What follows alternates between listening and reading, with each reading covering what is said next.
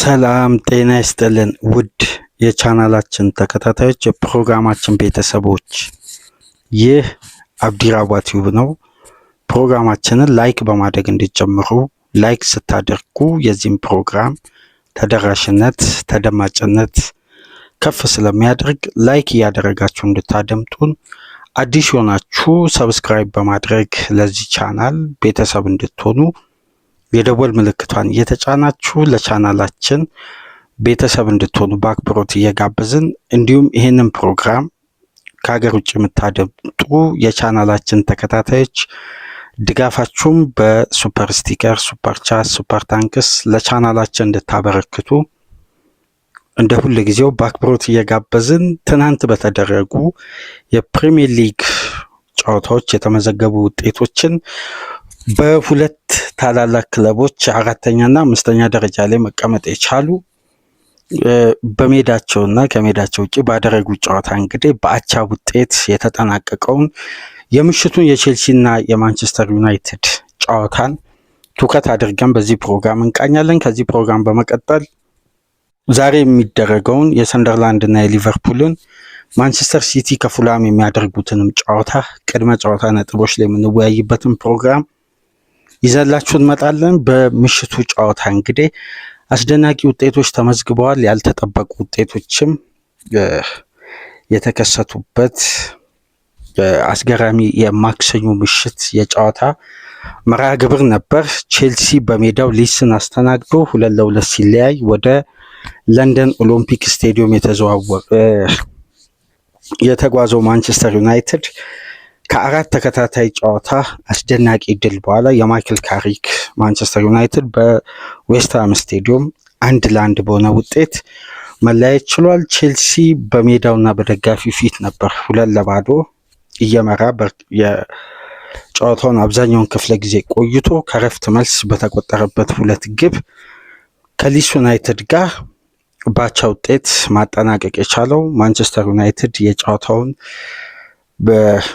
ሙሉ 90 ደቂቃ በተለይ ከረፍት እንደገቡ በተቆጠረች 1 ግብ በሶልቼ ግብ ረጅሙን የጨዋታ ክፍለ ጊዜ ሲመራ ቆይቶ በተጨማሪ ደቂቃ ነበር ከቤንች ላይ ተነስቶ ቤንጃሚን ሼሽኮ የአቻነቷን ግብ በአስደናቂ አጨራረስ አስቆጥሮ 1-1 መለያየት የቻሉት።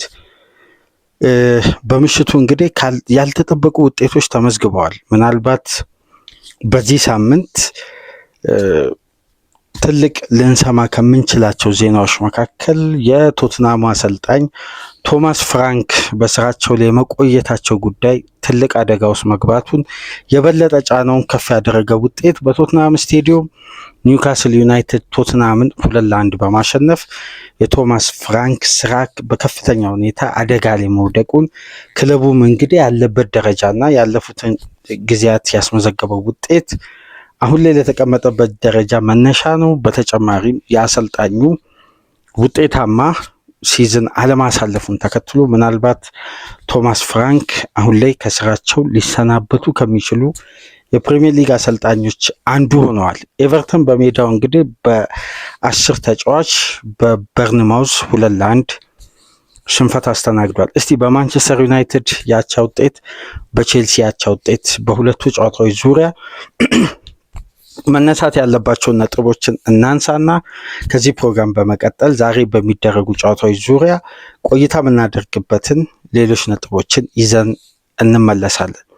ማንቸስተር ዩናይትድ በምሽቱ ጨዋታ እንግዲህ ወደ ዌስትሃም ተጉዞ የተከታታይ ድልን ወደ 5 ጨዋታ ከፍ ማድረግ የሚችልበትን አጋጣሚ እንግዲህ ሳይጠቀም የቀረበት፣ ዌስትሃም የቀድሞ ተጫዋቾቻቸውን ማይክል ካሪክን በሜዳቸው ባስተናገዱበት ጨዋታ እንደ መጀመሪያው ዙር የኦልድ ትራፎርድ ፍልሚያ ባቻ ውጤት ተጠናቋል። ጨዋታው እንዴት ተመለከታችሁት? የማንቸስተር ዩናይትድን እና የዌስትሃምን በተለይ ይህ ጨዋታ በሶሻል ሚዲያ ተጽዕኖ እንግዲህ 5 ጨዋታ ተከታታይ ማንቸስተር ዩናይትድ ጨዋታዎችን የሚያሸንፍ ከሆነ ጸጉሬን እንስተካከላሉ በሚል ቻሌንጅ የጀመረው የማንቸስተር ዩናይትድ ደጋፊ እንግዲህ በበርካታ ትላልቅ ሚዲያዎች ጭምር ሲጠበቅ የነበረው ይሄ ጉዳይ ነበር።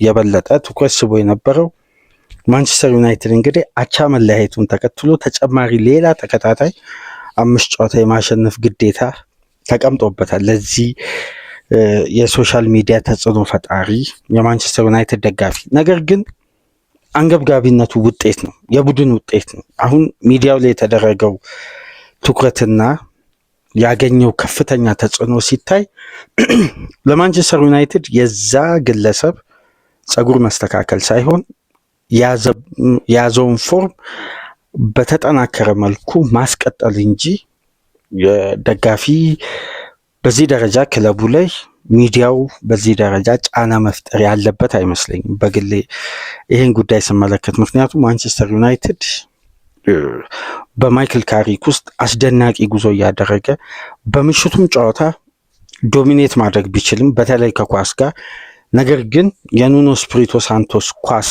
በድጋሚ በተደገመበት ምሽት አሰልቺ የሎው ብሎክ ስትራክቸር በጣም ፍጹም አሰልቺና ጥብቅ ያለ በአካል ብቃት የጠነከረ ለማስከፈት የሚቸግር የሎው ብሎክ ስትራክቸርን በመጠቀም እንግዲህ 50ኛው ደቂቃ ላይ ሶልቼክ ከጃሬድ ቦዌን ክሮስ የተደረገችዋን ኳስ አስቆጥሮ ማንቸስተር ዩናይትድን ለቀጣይ 46 ደቂቃዎች ሙሉ በጨዋታው ጥብቅ የሆነ መከላከል በማድረግ እንግዲህ የማይክል ካሪክን ያለፉትን 4 ጨዋታዎች በአስደናቂ ፎርም በአስደናቂ ብቃት በልዩነት እድሎችን እየፈጠረ ግቦችን እያስቆጠረ በጨዋታ ዶሚኔት የሚያደርገውን ቡድን በሎ ብሎክ ስትራክቸር በ90 ደቂቃ ለመጀመሪያ ጊዜ በዘንድሮ ሲዝን ማንቸስተር ዩናይትድ አነስተኛ ኤክስጂ ያስመዘገበበት ጨዋታ ለመጀመሪያ ጊዜ። እንደውም በዘንድሮ ሲዝን ለረጅም ሳምንት ስናነሳ የነበረው በርካታ ኤክስፔክትድ ጎሎችን ክሬት በማድረግ በሊጉ በተወሰነ ጊዜ በነጥብ ቤት ልዩነት ቢፈጠር እንጂ አብዛኛውን ሳምንት በርካታ ሙከራ ያደረገ በርካታ ኢላማውን የጠበቀ ሙከራ በማድረግ በተጋጣሚ መጫወቻ ቦክስ በርካታ ኳሶችን በመንካት ማጥቃቱ በአጠቃላይ በዘንድሮ ሲዝን በዩናይትድ ቤት የሚታየው የቁጥር መመዘኛዎች ሁሉ አስገራሚ ነበሩ። ውጤታማነቱ በዛ ልክ አለመምጣቱን ተከትሎ ነው እንግዲህ የቀድሞ አሰልጣኛቸውን አሞሪምን ማሰናበት የቻሉት። የምሽቱ ጨዋታ ግን ካለፉት 4 ጨዋታ ለማይክል ካሪክ የመጀመሪያ ትልቅ ፈተና የተጋረጠበት ከባድ ፈተና ነበር። በተለይ የኑኖ ስፒሪቶ ሳንቶስን ኳስ እንደምታውቁት በሁለት ተመሳሳይ ሴንትራል ሚድፊልደር የሚጫወት 4 ከፖዚሽናቸው በማይነቅሉ የኋላ መስመር ተከላካዮች፣ 2 ዊንገሮች ደግሞ ተከላካዮችን በማገዝ የበለጠ ከፍተኛ ኢነርጂ ለቡድናቸው የሚያበረክቱበት እንዲሁም ከደብል ፒቮት አማካዮች ተጨማሪ የ10 ቁጥር ተጫዋች አድርጎ የሚጠቀመው ዲፕ ላይን ፕሌይ ሜከር ነው። በእነዚህ ጥብቅ በሆኑ ስትራክቸሮች ሁሉ ማንቸስተር ዩናይትድ በተቻላቸው አቅም ፔኔትሬት ለማድረግ ስፔሶችን ክሬት ለማድረግ እንደ ምሽቱ ማንቸስተር ዩናይትድ ከተከላካይ እስከ አጥቂ ድረስ የነበሩ ጥረቶች እንግዲህ በስተመጨረሻ ከቤንች ላይ ተቀይሮ የገባው ባለፈው ሳምንት በፉላም ከ10 ቀን በፊት አስደናቂ የማሸነፊያ ግብ ማስቆጠር የቻለ ቤንጃሚን ሼሽኮ ማታም ግሩም ተች ቦክስ ውስጥ ባደረገበት 95ኛ ደቂቃ ላይ ዩናይትድን ከሽንፈት የታደገች ማይክል ካሪክ በዩናይትድ ቤት 2 ጊዜ የአሰልጣኝነት ቆይታ ባደረገበት እስካሁን ምንም አይነት ሽንፈት አላስተናገደም።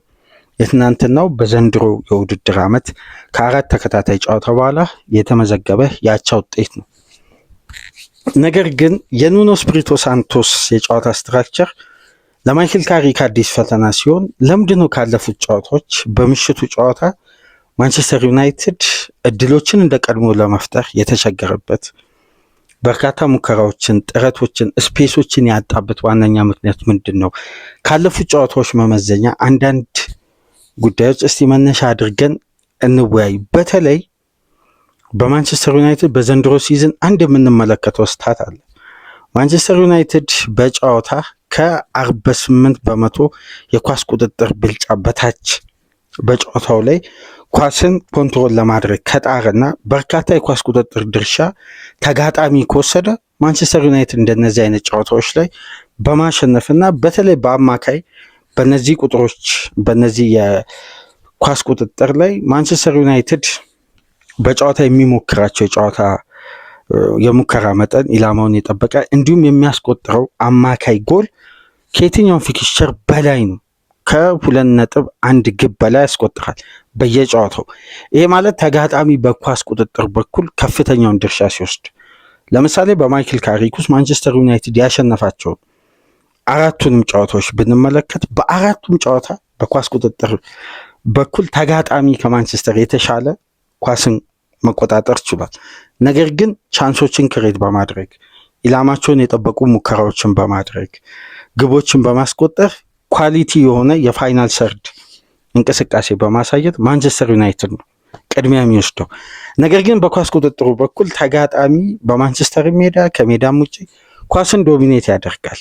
ዩናይትድ ይሄ ሲስተም ደግሞ ለሃይ ተርኖቨር እና ለመልሶ ማጥቃት በፍጥነት የሚደረጉ የሽግግር ኳሶች ተከላካዮች ጥሎ የሚመጡትን ስፔስ አማካዩን ፕሬስ በማድረግ ስፔሶችን ኤክስፖዝ ለማድረግ የበለጠ ይህ አጨዋወት ለዩናይትድ አድቫንቴጅ ይፈጥር ነበር።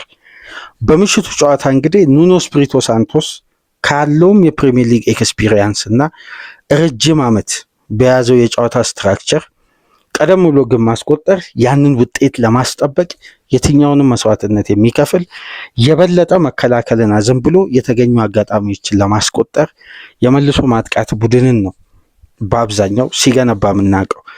በዚህ መሰረት እንግዲህ ኳሱን ለዩናይትድ በመተው ወደኋላ የበለጠ አፈግፍጎ ጥብቅ ባለ በ5-5-0 ስትራክቸር የጨዋታውን አብዛኛውን ክፍለ ጊዜ ከረፍት በፊት እንደውም በተወሰነ መልኩ ወጣ ብሎ ለመጫወት የሚጥር ቡድን ነበር። በሃይ ፕረስ ለመጫወትም ሲጥር እንመለከታለን። ከረፍት በኋላ በተለይ በጊዜ 50ኛ ደቂቃ ላይ ሶልቼክ የቼክ ሪፐብሊኩ ተጫዋች ካስቆጠረ በኋላ አብዛኛውን የጨዋታ ክፍለ ጊዜ ቀሪ ደቂቃዎችን በራሳቸው የመጫወቻ ክልል ነበር።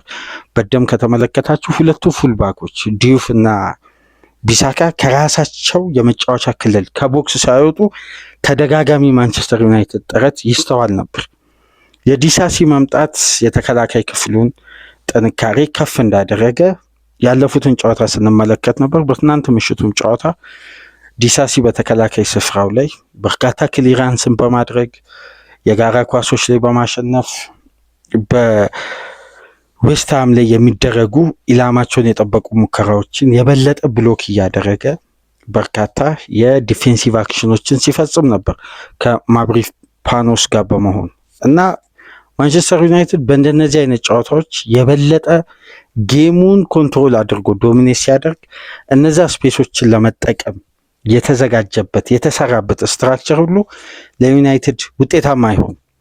ተጋጣሚ የበለጠ ማንቸስተር ዩናይትድን በኳስ ቁጥጥር በኩል ዶሚኔት ሲያደርግ በሃይ ፕረስም ሚድ ሰርድ ላይም የሚደረግ እንቅስቃሴና ፈጣን ትራንዚሽኖች ለዩናይትድ የበለጠ ስፔሶችን ስለሚከፍት ተጋጣሚ ከማንቸስተር ዩናይትድ ጋር በሚኖረው ጨዋታ በተለይ በቅርብ ጊዜ ከካሪችን በፊት አሞሪምም እያሉ የበለጠ ማንቸስተር ዩናይትድ ኳሱን ሲቆጣጠር ለማስቆጠር ይቸገራል። ቻንሶችን ክሬት ለማድረግ ተጋጣሚ ወደ ራሱ የሜዳ ክልል የበለጠ አፈግፍጎ ሲጫወት ቴክኒካሊ የዩናይትድ ተጫዋቾች የፈጣን ትራንዚሽንን ስፔስ በላቀ ደረጃ መጠቀም ላይ ውጤታማ የሆኑ ተጫዋቾች ናቸው። ነገር ግን ከአንድ ስቴፕ ወደ ሌላኛው ስቴፕ በተለይ በድሪብል በአንድ ለአንድ ግንኙነት እየተሻገሩ ፋይት አድርገው ወደ ተጋጣሚ ቦክስ ከገቡ በኋላ የሚደረጉ የማይነስ ኳሶች አይኖሩም። ተጋጣሚ ለማንቸስተር ዩናይትድ ኳሱን ሲተው በዚህ ወቅት ደግሞ ወደ ተጋጣሚ የመጫወቻ ክልል የሚደረጉ በርካታ ክሮሶች አሉ። ነገር ግን ውጤታማነቱ በጣም አነስተኛ ነው። ለዛም ይመስላል ካሪክ በጊዜ ኩኛን በመቀየር ሼሽኮን ወደ ሜዳ ቀይሮ በማስገባት እንዲሁም ጆሹዋ ዚርክዚንም በተመሳሳይ ወደ ሜዳ ቀይሮ በማስገባት ዚርክዚም አስደንጋጭ የጨዋታው ትልቁን አጋጣሚ በሄዲንግ ሞክሮ ነበር። ከዛ ሙከራ በኋላ ነው አስደናቂዋን ግብ ይሄ ባለፈው ሳመር ከአርቢ ሌይፕዚግ ወደ ዩናይትድ በ79 ሚሊዮን ፓውንድ አጠቃላይ ፓኬጅ የተዘዋወረው አጥቂ በግሩም ተች አስቆጥሮ ዩናይትድን ከመመራት ወደ አቻ ውጤት የቀየረችዋን የጨዋታውን የመጨረሻ ሙከራ በልዩነት ማስቆጠር የቻለው ማንቸስተር ዩናይትድ ይህን ጨዋታ ቢያሸንፍ በነጥብ ልዩነቱ ትልቅ ልዩነት ከቪላ ጋር በተለይ በሚኖረው ፉክክር እኩል ነጥብ ላይ መድረስ ይችል ነበር። አሁን ማንቸስተር ዩናይትድ 45 ነጥብ ነው። 3 ነጥቡን ቢያሳካ 47 ነጥብ ሆኖ ከቪላ ጋር እኩል ይሆናል። በግብ ክፍያ ማንቸስተር ዩናይትድ ይበልጥ ነበር። ቪላ 9 ንጹህ ግቦችን ሲይዝ ማንቸስተር ዩናይትድ 10 ንጹህ ግብ ነው በዚህን ሰዓት የያዘ። ይህን ጨዋታ አሸንፎ ቢሆን ማንቸስተር ዩናይትድ የበለጠ ቪላ ላይ ጫና መፍጠር የሚችልበት ትልቅ አጋጣሚ ነው እንግዲህ ሳይጠቀሙበት የቀረው። ዌስትሃም እንግዲህ ያለመሸነፍ ሪከርዱን በሳምንቱ አጋማሽ በሚደረጉ ጨዋታዎች ለ16 ጨዋታ ያለፉት ባደረገው እንግዲህ 8ቱን ባቻ ውጤት 2 ብቻ በመሸነፍና ቀሪዎችን ድል በማድረግ ሌላ ሪከርድ በለንደን ስቴዲየም ማስመዝገብ ችለዋል። ማንቸስተር ዩናይትድ የበለጠ የኡናይ ኤምሪ ቪላ ላይ ዛሬ ጨዋታቸውን ከማድረጋቸው በፊት ከፍተኛ ጫና መፍጠር የሚችሉበትን ትልቁን አጋጣሚ እንግዲህ ሳይጠቀሙባቸው ቀርተው እዛው 4ኛ ደረጃ ላይ መቆየት ችሏል። ማንቸስተር ዩናይትድ በምሽቱ ጨዋታ 65% የኳስ ቁጥጥር ብልጫ ሲኖረው ዌስትሃም ደግሞ 35%። በጨዋታው ማንቸስተር ዩናይትድ 9 ሙከራ አድርጎ ከ9ኙ 3ቱ ናቸው ኢላማቸውን የጠበቁ። በኤክስጂ ደረጃ 0.63 በዘንድሮ ሲዝን አነስተኛውን ኤክስጂ ማንቸስተር ዩናይትድ ምሽት ላይ ያስመዘገበበት። ከዚህ በፊት የማንቸስተር ዩናይትድ ኤክስጂ በአንዳንድ ጨዋታዎች እስከ 3.89 ይሄዳል። ለምሳሌ ሲቲ ጨዋታ በማንቸስተር ደርቢ፣ ያን ጨዋታ ደግሞ ከተመለከታችሁት ማንቸስተር ሲቲ 58% የኳስ ቁጥጥር ብልጫ ነበረው። ከአርሴናል ጋር ስትመለከቱ 59% አርሴናል የኳስ ቁጥጥር ብልጫ ነበረው። ከፉላም ጋር እንኳን በኦልድ ትራፎርድ ፉላም 56% የኳስ ቁጥጥር ብልጫ ነበረው። ቶትንሃም ተጫዋች በቀይ ካርድ ወጥቶ 54% የኳስ ቁጥጥር ብልጫ ነበረው። ማንቸስተር ዩናይትድ በኳስ ቁጥጥር በኩል ተጋጣሚ ሲበልጠው የበለጠ ስፔሶችን ለማግኘት ወደ ራሱ ሜዳ አፈግፍጎ ተጋጣሚን ወደ ሃይላይን ፎርሜሽን ከቀየረ በኋላ ከተከላካይ ጀርባ በሚጣሉ ኳሶች በፋስት ብሬክ የሚደረጉ ትራንዚሽኖችን በአግባቡ 100% በመጠቀም ግብ ለማስቆጠር ተጋጣሚ የበለጠ ጌምን ኮንትሮል ሲያደርግ የሚቀናውን ሲስተም ነው እየተጠቀመ የሚገኘውና ለማይክል ካሪክ ምናልባት በጊዜ ለቀሪ 12 ጨዋታዎች ትልቅ ትምህርት ሰጥቶ ያለፈ የምሽቱ ያቻ ውጤት ይመስላል። ምክንያቱም የኒኖ ስፒሪቶ ሳንቶስ የጨዋታ ስትራክቸር በቀጣይ ጨዋታዎች ለማይክል ካሪክ በተደጋጋሚ የሚያገኛቸው ፈታኝ ፊክስቸሮች ናቸውና ከወዲሁ እንግዲህ ለሎ ብሎክ እንዲህ አይነት አሰልቺ የመከላከል ቅርጽ በእያንዳንዱ ኳስ ከራስ የመጫወቻ ክልል ለማራቅ የሚደረግ ጥረት በአጠቃላይ በረጃጅሙ ከአደጋ ክልላቸው እያራቁ ማንቸስተር ዩናይትድ እንግዲህ በሊሳንድሮ ማርቲኔዝ ላይን ብሬኪንግ ፓስ በሜኑ አስደናቂ የሜዳ ውስጥ ፕሮሰስ የማድረግ ቴክኒክ ጨዋታውን ዶሚኔት ቢያደርግም ውጤቱን ግን ሳያሳካ በምሽቱ እንግዲህ ባቻ ውጤት ማጠናቀቅ ችሏል። ዩናይትድ የአቻነቷን ግብ በሼሽኮ አማካኝነት ከማስቆጠሩ ቀደም ብሎ ካሰሜሮን በሄዲንግ አስቆጥሮ እንግዲህ በኦፍሳይድ የተሻረች አጋጣሚ ነበረች። ከዛም በኋላ መጨረሻ ላይ ነው ሼሽኮ ተቀይሮ ገብቶ 90 ሲደመር 5 ላይ የአቻነቷን ግብ ማስቆጠር የቻለው። ምንም አይነት የደረጃ ልዩነት የለም። ማንቸስተር ዩናይትድ እዛው ባለበት 4ኛ ደረጃ መቀጠል ችሏል። ማንቸስተር ዩናይትድ በዌስትሃም የመጫወቻ ክልል ውስጥ 21 ኳሶችን ሲነካ ዌስትሃም በማንቸስተር ዩናይትድ የመጫወቻ ክልል ውስጥ የነካቸው 9 ኳሶችን ብቻ። ይሄ የዌስትሃምን ምን ያክል በራሱ የመጫወቻ ክልል ሲከላከሉ እንደቆዩ የሚያሳይ ነው። ለማንኛውም የምሽቱን ጨዋታ የማይክል ካሪክ ቡድን ለ5ኛ ተከታታይ ጊዜ በድል ሲጠበቅ እንግዲህ ነጥብ ተጋርቶ ተመልሷል።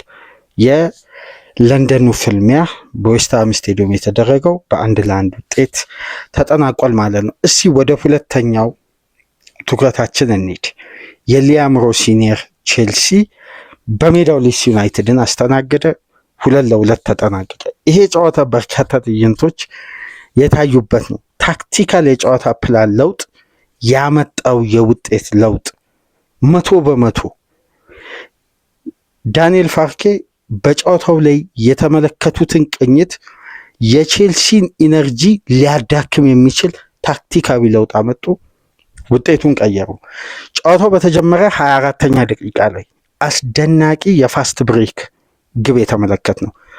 በደንብ ተመልከቱ። ጆዋው ፔድሮ ያስቆጠራት ግብ ላይ የቼልሲን ቢልዳፕ ከመጀመሪያ የጨዋታው እንቅስቃሴ ወይም የሜዳ ውስጥ እንቅስቃሴ ከተመለከታችሁ ከአቼፖንግ የተነሳችው ኳስ በቀጥታ ወደ አንድሬ ሳንቶስ፣ ከአንድሬ ሳንቶስ ወደ ፓልመር፣ ከፓልመር በቀጥታ ወደ ጆዋው ፔድሮ ስሩ ፓስ የተደረገች ናት። ተቾቹ በአጠቃላይ በመሀል ለመሀል የተደረገ ወደ ግራው የሜዳ ክፍል ያዘነበለ ግን በጣም ፈጣን ትራንዚሽን አስደናቂ ግብ ነበር ጆዋው ፔድሮ ማስቆጠር የቻለው። ያን የቡድን ሪትም ለተመለከተ የቼልሲ ትክክለኛ ግብ የማስቆጠር ትልቁ የቡድኑ ፕላን እና ከፍተኛው ጥንካሬ፣ በዛ ሂደት ደግሞ በርካታ ሳምንታት ካሁን በኋላ ቼልሲ በእንዲህ መልኩ ጎል ሲያስቆጥር ልንመለከት እንችላለን። ለተደጋጋሚ ሳምንት እንዲህ አይነት ስትራክቸሮች በነገራችን ላይ በየጨዋታው እየተፈጠሩ ነው። ያለፈውን ጨዋታ ከተመለከታችሁም በተመሳሳይ መልኩ እንዲህ አይነት ግብ ተቆጥሮ ነበር። ቼልሲ በሜዳው ብሬንፎርድን ሲያሸንፍ ጆዋው ፔድሮ ያስቆጠራትን ግብ በተደጋጋሚ እንዲህ አይነት ቢልዳፕ እና እንዲህ አይነት ትራንዚሽን የቼልሲ ትክክለኛ ክፍት ከሆነ እንቅስቃሴ በጣም ፈጣን ትራንዚሽን፣ ዳይሬክት አታክ፣ ቅብብሎቹ ራሱ እዛ ጋር የነበረው ፍጥነትና መግባባት፣ በተለይ ታይሚንግ የእያንዳንዱ ተጫዋች የመጨረሻ ተች እንግዲህ ትናንትና በስፋት አንስተናል ስለ ኮል ፓልመር አስደናቂ የመጨረሻ ተች። ምንም እንኳን የሪከቨሪ ጊዜው አሁን በጥሩ ሁኔታ ፊትነሱ እያደገ ቢመጣ ለ90 ደቂቃ የሚሆን ፊትነስ ቢኖረው ነው እንግዲህ ምሽት ላይ ተጫዋቹ ሙሉ 96 ደቂቃ አሰልጣኙ ያጫወቱት። አስደናቂ ተች ተመለከትን። ጆዋው ፔድሮ በግሩም ሁኔታ አስቆጠረ። ቼልሲ 1-0 መምራት ጀመረ። ከረፍት በፊት የቼልሲ ማጥቃት በአንድ ግብ ብቻ መወሰኑ ዋጋ የሚያስከፈለ ይመስላል። ከረፍት በፊት የነ ፓልመር የነ ኢስቲቫኦ ቻንስ አለመቆጠሩ ዋጋ ያስከፈለ ይመስላል። ከረፍት መልስ ጨዋታው እንደተጀመረ የሊሱ ተከላካይ ጆዋው ፔድሮ ላይ በሰራው ጥፋት የተገኘችውን ፍጹም ቅጣት ምት ፓልመር ካለፉት 19 ፍጹም ቅጣት ምቶችን 18ቱን በማስቆጠር ሌላ ሪከርድ ፍጹም ቅጣት ምቷ ማስቆጠር ቻለ። ለመጀመሪያዋ ግብ መቆጠር አመቻችቶ በማቀበል ቀጥተኛ አስተዋጽኦ አደረገ። ባለፈው ጨዋታ ሃትሪክ መስራት ችሎ ነበር። ትናንት ምሽት አሲስት እና ጎል በሁለት ጨዋታ የ5 የግብ ተሳትፎ በቀጥታ በማድረግ እንግዲህ ፓልመር አስደናቂ ፎርሙላ ላይ የሚገኘው። ነገር ግን ይሄ ጨዋታ 58ኛ ደቂቃ ላይ ፓልመር ፍጹም ቅጣት ምቱን ሲያስቆጥር በተመሳሳይ ቼልሲ ከጨዋታው ሁለተኛ 45 መጀመር በኋላ የጃሬል ሃቶን በኩኩሬያ መቀየራቸው አንደኛው የሊድስ ዩናይትድ የግራውን የሜዳ ክፍል እንዴት ታርጌት እንዳደረገ ተመልክታችኋል። በሁለተኛ ደረጃ ደግሞ ሊድስ 55ኛ ደቂቃ ላይ ልክ ፍጹም ቅጣት ምቱ ከመገኘቱ በፊት ከኤሲ ሚላን ያስፈረሙትን የቀድሞ የአርቢ ሌይፕዚግ አጥቂ የፊት መስመር ተጫዋች ኦካፎርን በብሮኖዋን ቀይሮ ካስገቡ በኋላ ይሄ ተቀይሮ የወጣው የሊድስ ሴንተር ባክ 5ኛ ሴንተር ባክ ነበር። 22ኛ ደቂቃ ላይ ቢጫ ካርድ ተመልክቷል።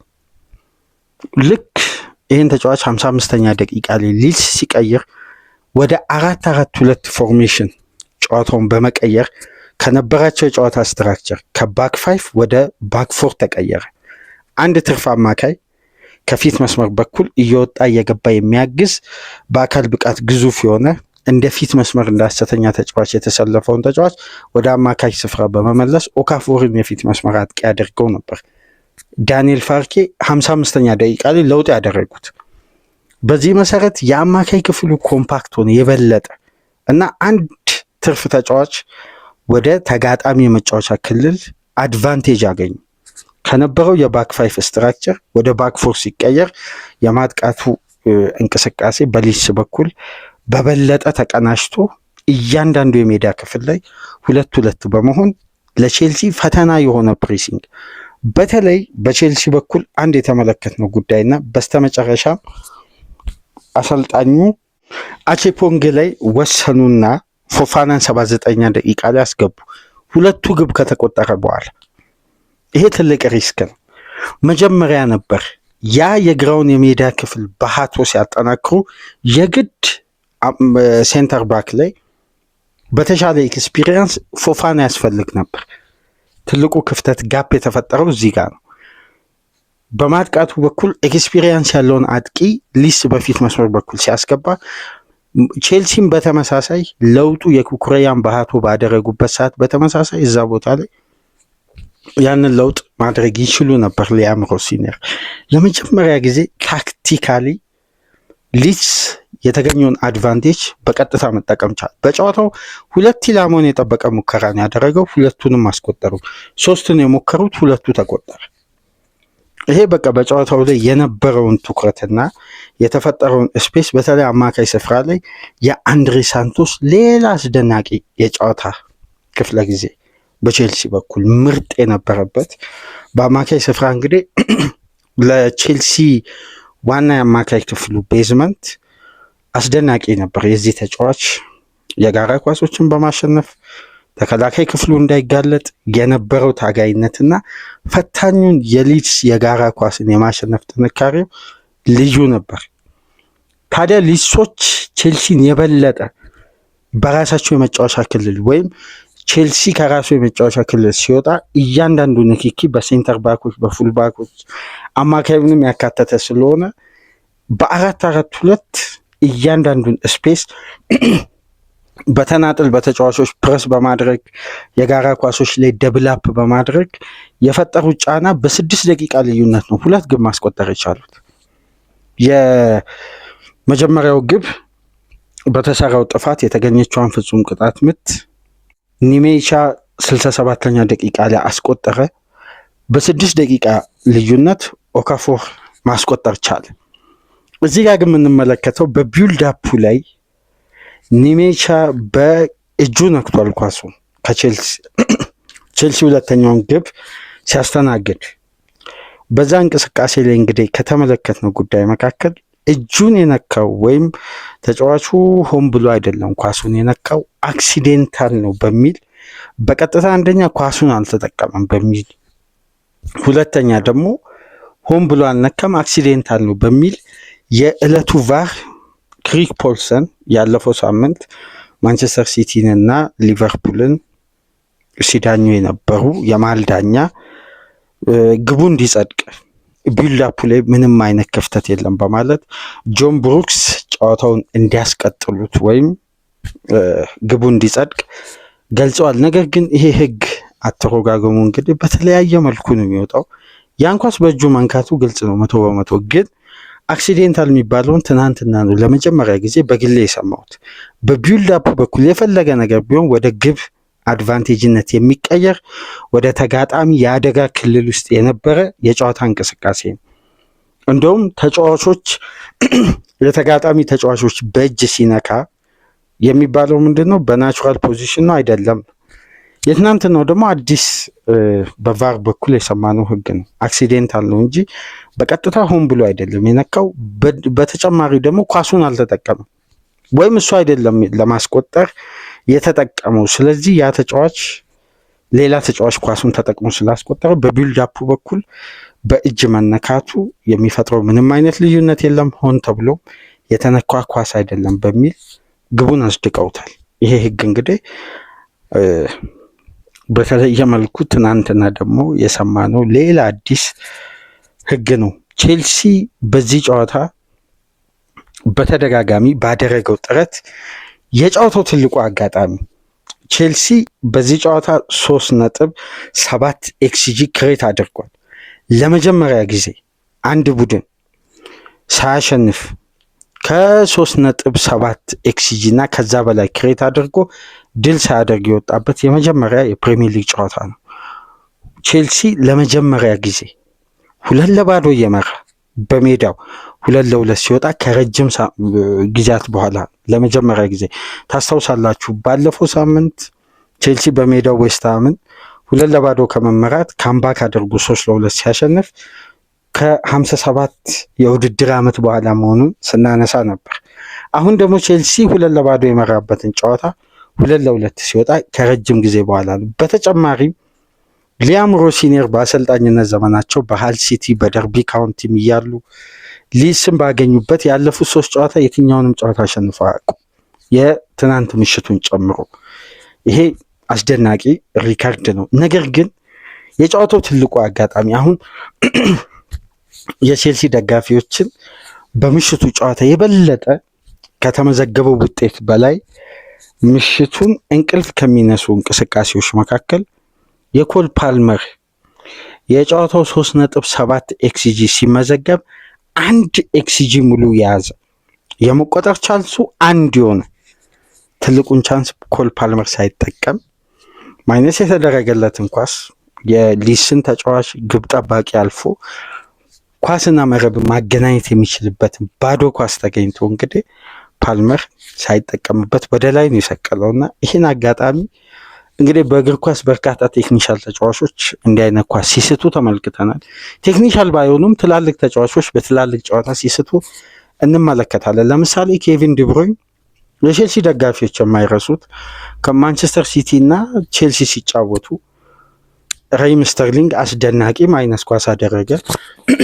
የፔፕ ጋርዲዮላ የመጀመሪያ ውድድር ዓመት ባዶ ኳስ ነበር ዲብሮይን የግቡን አግዳሚ መልሶበት ወደ ላይ ወጣው።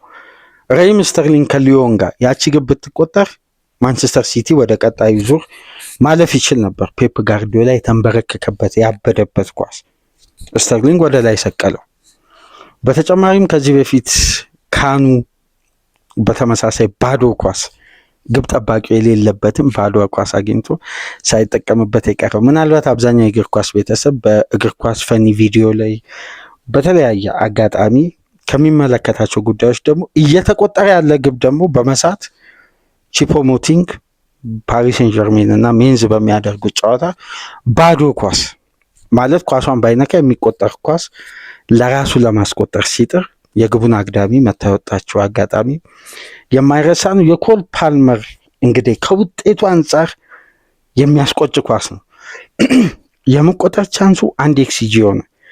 በጨዋታው የተገኘበት ደቂቃ ደግሞ ይሄ በቃ ያለፈው ሳምንት ኤንዞ ፈርናንዴስ አስቆጥሮ ቼልሲዎች ያበዱበት ምርጡን ካምባክ በለንደን ደርቢ ያስመዘግቡበት አይነት ይሄ ደግሞ ውጤቱን 100% ቼልሲ በድጋሚ ወደ ራሱ መሪነት ማምጣት የሚችልበት የጨዋታው ምናልባት ቼልሲ ከፈጠራቸው ትላልቅ እድሎች 19 ሞክሮ 4 ኢላማውን ከጠበቃቸው ሙከራዎች ውስጥ በተለየ አጋጣሚ የሚነሳ ትልቁን የጨዋታውን ቻንስ ምናልባት በዘንድሮ ሲዝን እንዲህ አይነት ኳስ ከባድ ነው። በዘንድሮ ሲዝን አልተመለከትም። በተጠናቀቀው የውድድር ዓመት ዳርዊን ኑኔዝ ከአስቶን ቪላ ጋር ከ2 ዓመት በፊት በተመሳሳይ የተጫዋች ዳርዊን ኑኔዝ ከሉተን ታውን ጋር ከሳተው ኳስ የበለጠ የግብ ማርጅኑ ከፍ ያለ ለግብ የቀረበ ትልቅ እድል ነው። እንግዲህ ፓልመር ሳይጠቀም ይቀረው። ግን ቴክኒሻል ተጫዋቾች እንዲህ አይነት ኳስ ሊስቱ ይችላሉ። የውጤቱ አንገብጋቢነት በሰዓቱ የነበረው የቼልሲ ጥረትና ሊድስን በአንዴ ወረራ ነው ያደረገው። ቼልሲ በጣም ዶሚኔት አደረገ በሚታይ ደረጃ። በሁለቱ ግብ ልዩነት ያችን 6-7 ደቂቃ ቼልሲ ጌሙን ኮንትሮል ለማድረግ ጥረቶቹ መረጋጋቶቹ በቼልሲ በኩል አይስተዋሉም ነበር። በተለይ ሁለቱ በግራ የሜዳ ክፍል አቼፖንግና ሃቶ ጥሩ ቢሆኑም ከኳስ ጋር ግን እንደነዚህ አይነት አግሬሲቭ ቻሌንጆችን ለመቋቋም ብቁ አለም ይሄ ኤክስፒሪየንስ ማጣት ከኋላ መስመር በኩል ይስተዋል ነበር።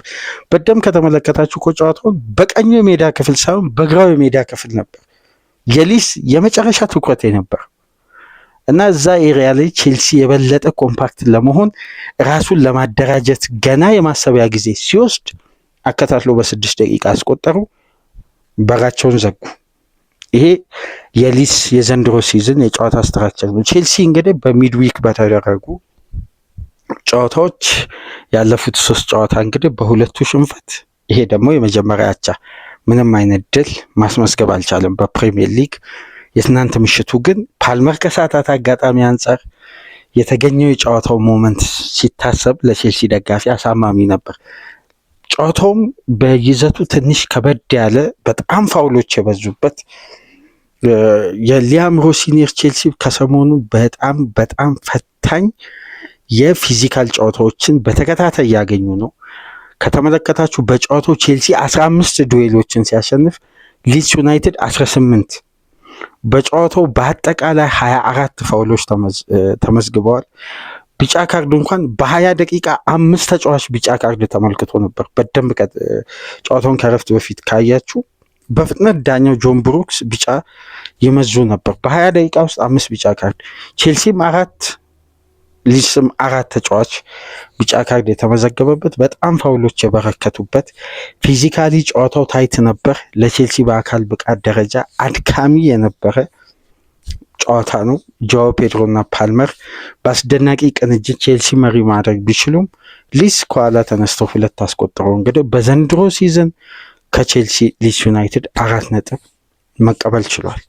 ይሄ ለዳንኤል ፋርኬ ትልቅ ድል ነው እና ይህንን ድል ተከትሎ ሊድስ ዩናይትድ በደረጃ ሰንጠረዡ ላይ ባልተጠበቀ መልኩ ቶትናምን በመብለጥ 15ኛ ደረጃ ላይ መቀመጥ ችሏል። ቶትናም 16ኛ ነው። ኖቲንጋም ፎረስት አለ። ዛሬ ጨዋታውን የሚያሸንፍ ከሆነ ወደ ቶትናም የነጥብ ልዩነቱን እኩል አድርጎ በግብ ክፍያ ባለበት ዕዳ እዛው 17ኛ ደረጃ ላይ ይቆያል። ለቶማስ ፍራንክ እና ለቶትናም ግን አደጋው የበለጠ እየሰፋ መጥቷል። በሜዳቸው በኒውካስል 2-1 ተሸንፈዋል። ምናልባት በቀጣይ ጊዜ ከስራቸው ሊሰናበቱ ከሚችሉ አሰልጣኞች መካከል በዋነኝነት ሊቀመጡ ይችላሉ ቶማስ ፍራንክ እና ቦታቸው ላይ ቀይ ማብራት የበራ ይመስላል። ለማንኛውም የማክሰኞ ምሽትን ፊክስቸር በእንዲህ መልኩ ተመለከትን። ላይክ ማድረጋችሁ እንዳትረሱ። አዲስ ከሆናችሁ ሰብስክራይብ በማድረግ ለቻናላችን ቤተሰብ እንድትሆኑ፣ ይህንን ፕሮግራም ከሀገር ውጭ የምታደምጡ በሱፐር ስቲከር፣ በሱፐር ቻፕ፣ በሱፐር ታንክስ ድጋፍ እንድታደርጉ ከዚህ ፕሮግራም መጠናቀቅ በኋላ በሊቨርፑል ዙሪያ ሰፋ ያለ ቆይታ የምናደርግበትን ፕሮግራም ይዘላችሁ እንመጣለን። በዋንጫ ፉክክሩ ላይ የበለጠ አርሴናል ላይ ጫና ለመፍጠር ሲቲ በኢቲሃድ ዛሬ ፉላምን ያስተናግዳል። ያንንም ጨዋታ በተመለከተ አጠር ያለ ቆይታ እናደርጋለን። ለማንኛውም በሁለቱ ዝርዝር ጉዳዮች እስከምንመለስ ድረስ ሰላም ቆዩ።